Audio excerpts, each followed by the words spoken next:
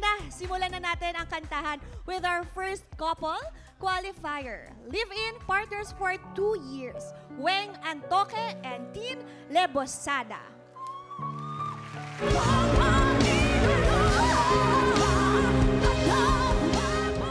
Ito na ang Do It For Love winner. Couple number 1, Tin and Weng!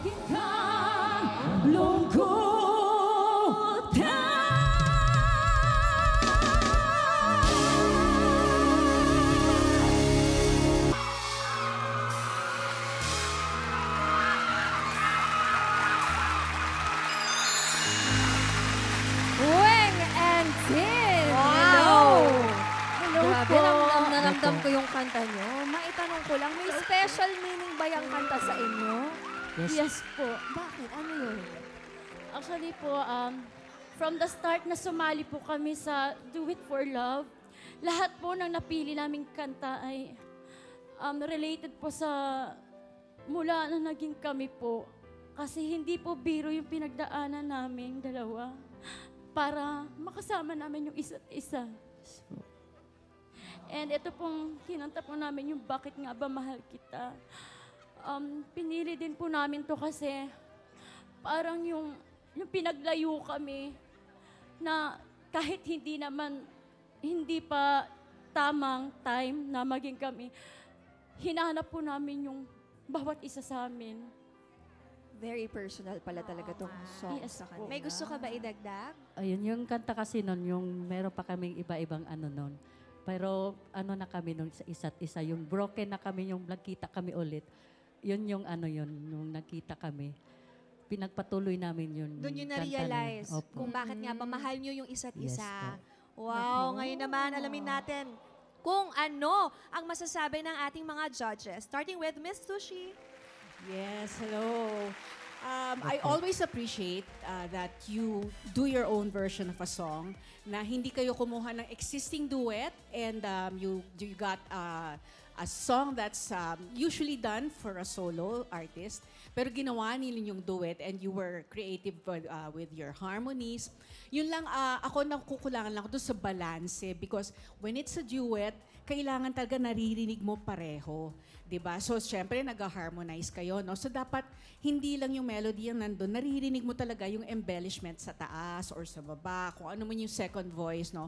So, talagang, siguro you should listen to each other a little more. You know, if you move on to the next round, kailangan nagkakarinigan kayo mabuti. And it's a teamwork talaga. Okay, so yun. Congratulations. Good job pa rin. Thank you, Miss Sushi. Miss Cookie. Kayo po, ano po ang masasabi niyo sa ating pair?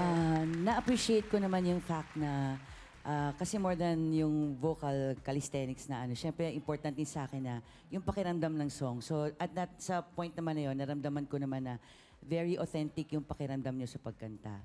Although nag-agree din ako sa comment ni Ma'am Sushi na syempre since duet, yun nga yung tricky doon eh. Kailangan balansyado yung atake ng, kasi may weight pareho yon, especially kung ano. So, yun lang. Pero overall, grabe ang tindi.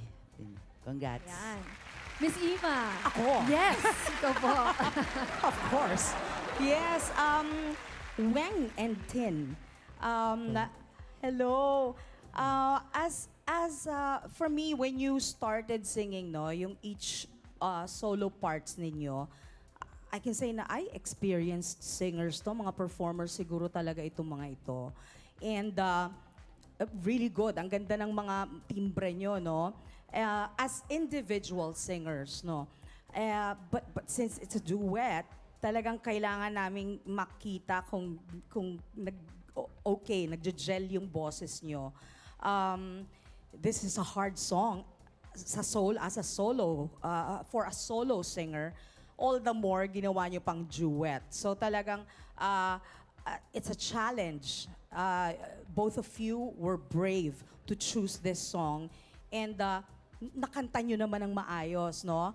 But what Miss Sushi said earlier, nag-agree din ako. So talagang, siguro mas lumutang lang yung melody.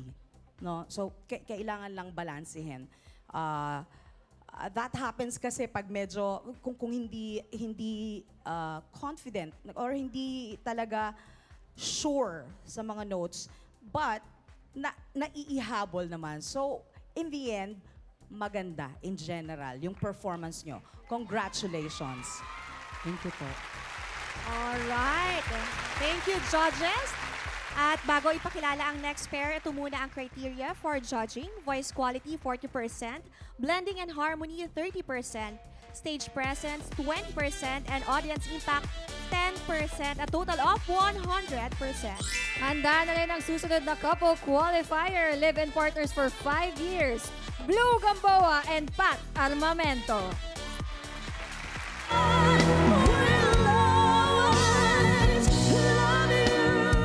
Diretso na kayo sa qualifying round. Couple number 2, Blue and Pat.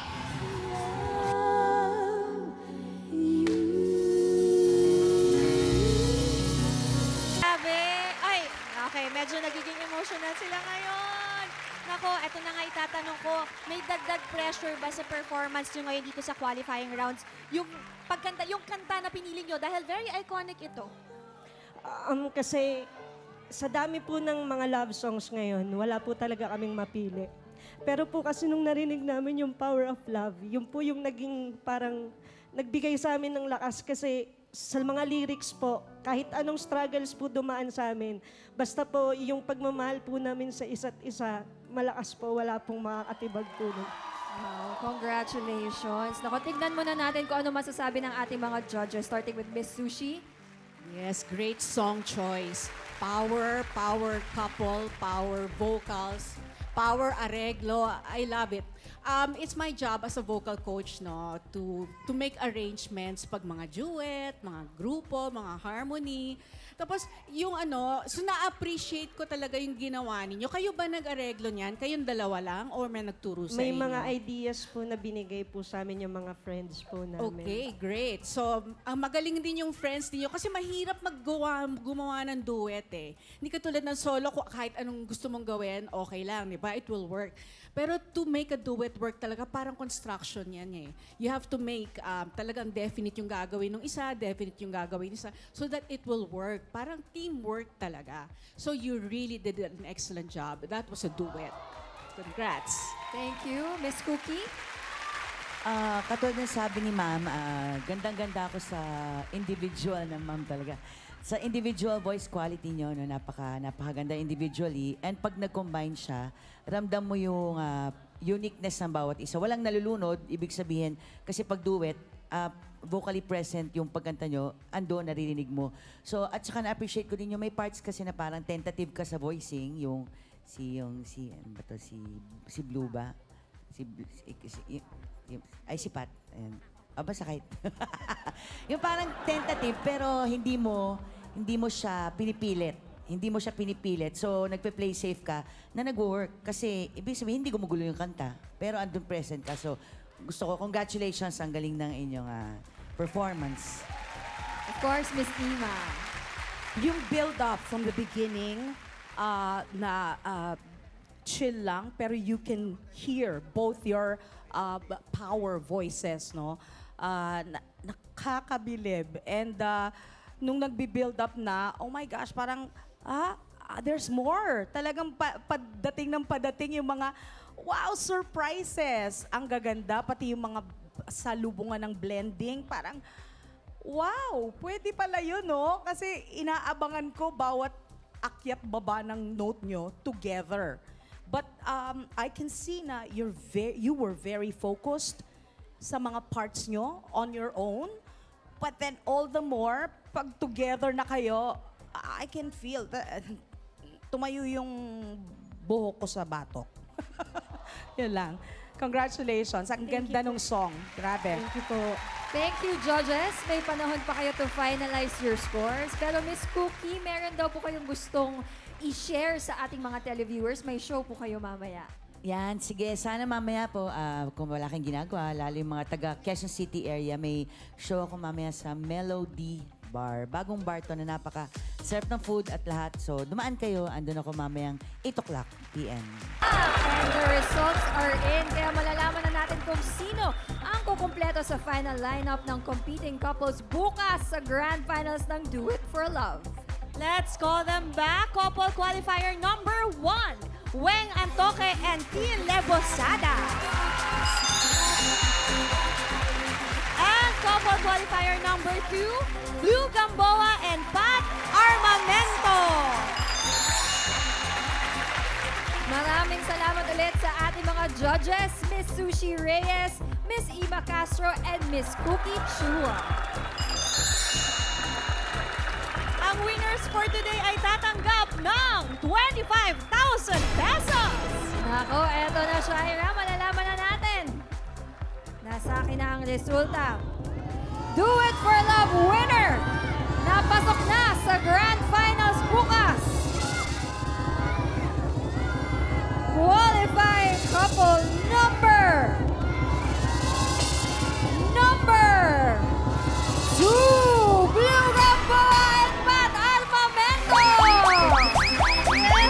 Congratulations at maraming salamat din, Weng and team, for joining.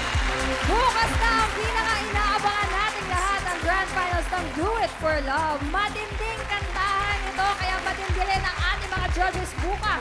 Sina Coach Susie Reyes, Rita Daniela, Gabby Garcia, Khalil Ramos, Tom Rodriguez, at ang pagbabalik ni Boss G, Glyza De Castro. Wow! Bukas yan sa Engranding Sabado dito sa TV!